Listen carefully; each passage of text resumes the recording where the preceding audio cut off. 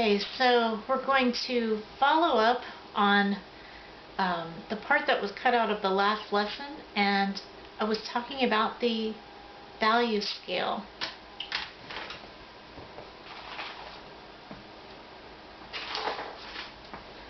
So the part that got cut off was the part about the tones on the back of your color wheel.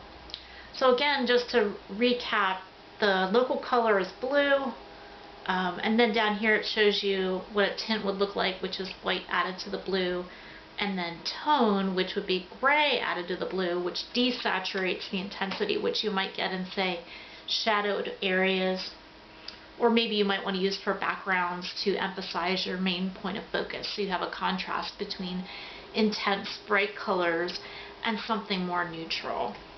And then the last bit here is something called a shade, which is the local color with black mixed in. So now I want to move on to the beginning of the color apple tutorial, and we're going to start with step 4, the initial color block in.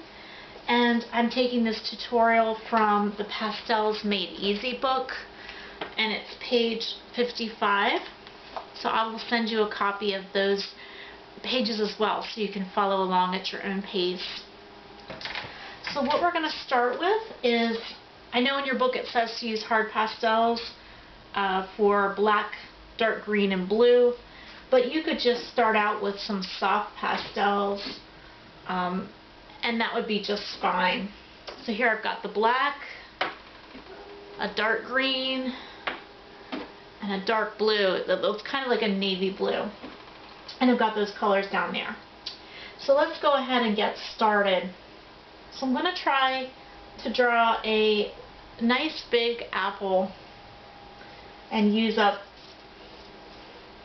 most of my paper. And you can start with an oval shape.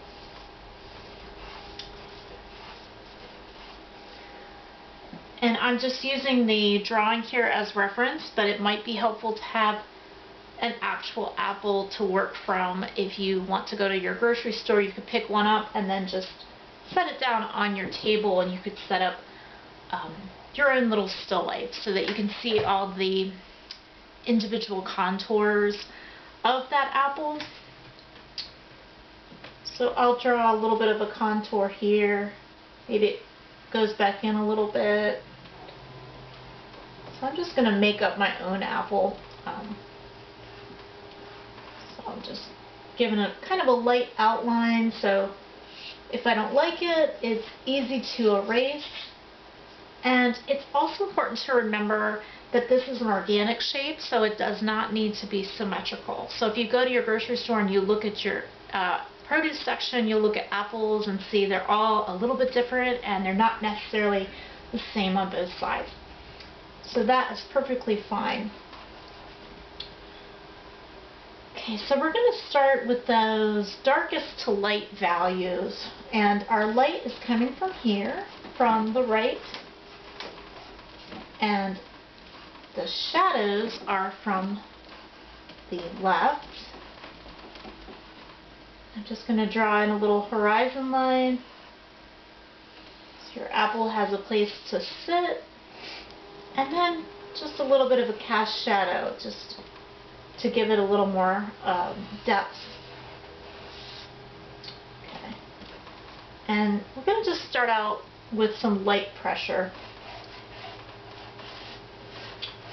because we want to have lots of tooth to build up the colors gradually. And this is called blocking in, taking this approach where you add pastel in stages rather than pressing down really hard and doing more of an impasto technique. So I'm just using some light pressure with that soft pastel, and I'm starting with the black, and I'm just going to make my way around the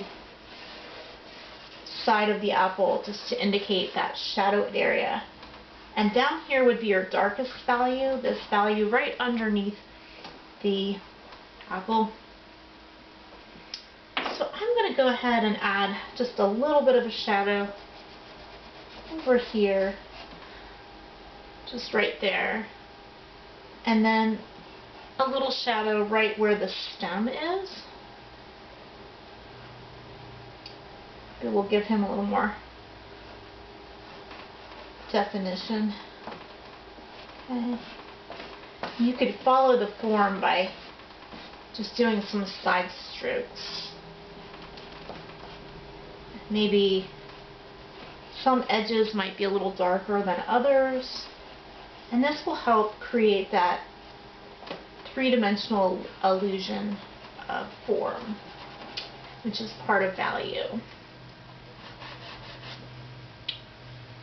So I'm just going to compare a little bit. You know, if I wanted to get closer to the drawing that's in the book, I could modify that, but I'm not really worried about that. So I'm going to go over the black with a dark green just to make it a little more interesting. Again, don't want to press too hard. You still want to be able to see the tooth, so you can keep adding additional layers. Our next layer will be the more intense color. So those would be your local colors. These right here, yellow, red, and red-violet. Okay.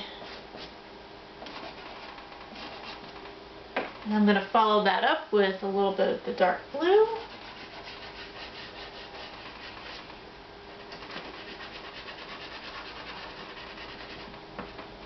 And don't necessarily have to blend this, but if you wanted to, you could, or maybe you could even lift it out. I think it may have gotten a little bit too dark, so I'm going to grab an eraser and just pull out some of this value, just so there's a little more of a gradient.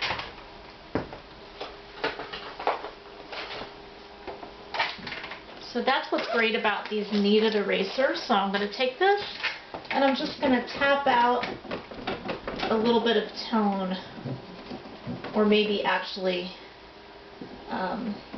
use a little more pressure to get it a little more lighter, a little more of a gradient. So you can always modify your values. So I think that it's a little closer to what's in your book, maybe not quite so dark. So I'm just adding a little bit of light green just to try to make a little softer transition there. And I'm going to maybe erase those outlines a little bit.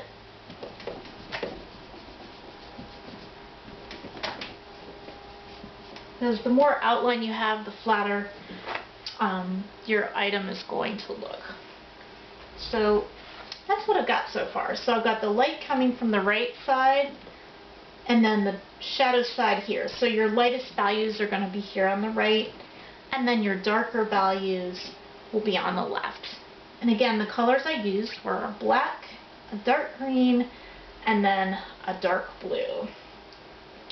And that was from step 4, the initial color block in from Pastels Made Easy. So next lesson, we will start adding the mid and the light values. So you'll start seeing the red and the yellow and